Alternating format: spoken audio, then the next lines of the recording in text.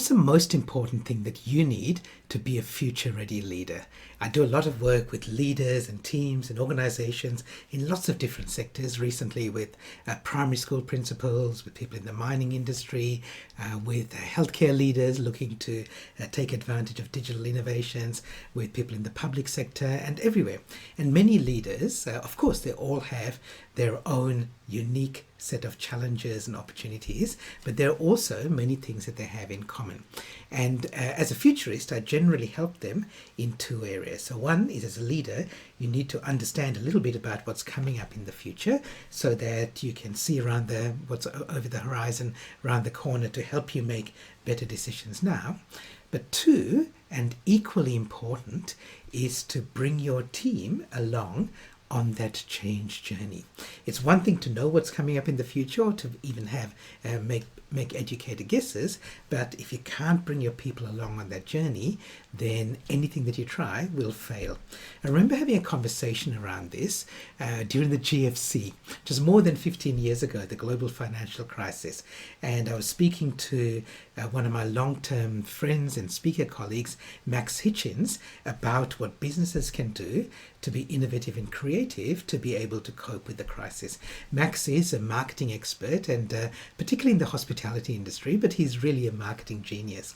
And as part of my podcast, I was interviewing Max about what businesses could do to some clever marketing ideas, some creative ideas that leaders and their teams could do to be able to keep new customers, finding different ways of generating revenue. And Max, I remember in the podcast, gave me a whole bunch of things that leaders and their teams could do. But I particularly remember what he said at the end of that. At the end of giving me that list of ideas, he said, "You know, Gihan, these are all good ideas and they will work, but they won't work if you think that you can just snap your fingers and change overnight and expect your team members to be creative and innovative. If you've already built up that culture where people are open to being creative, open to generating ideas, if you are open to their ideas, then great, these ideas will work. But if you haven't got that in place, then you can't just assume that people are going to just turn immediately and immediately become creative, innovative people. You need to build that culture. And I think the same is true today. More than 15 years later, Max has always been ahead of his time, and his principle applies just as much today. It's just like we take for granted that you can turn on the tap in your home, the hot water tap, and you get instant hot running water. But the only reason that happens is because you've got a whole bunch of plumbing and pipes and infrastructure in place so that you can turn on the tap and get hot running water. And the same thing's true in our time of massive change now. We know there's a lot of change happening in the world, and we need our teams to be open to that change, and not only just open to it, but also lead the change and embrace the change. So, should you prioritize knowing what's coming up in the future, or should you prioritize bringing your team along on the journey?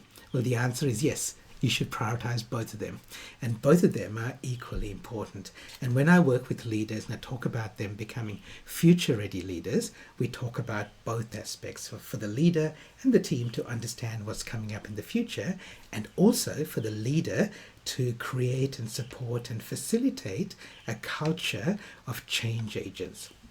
So, and this is really important. Whatever you do, thinking about the future, and make sure that you're also investing time in bringing your people on that change journey. If possible, change before you need to.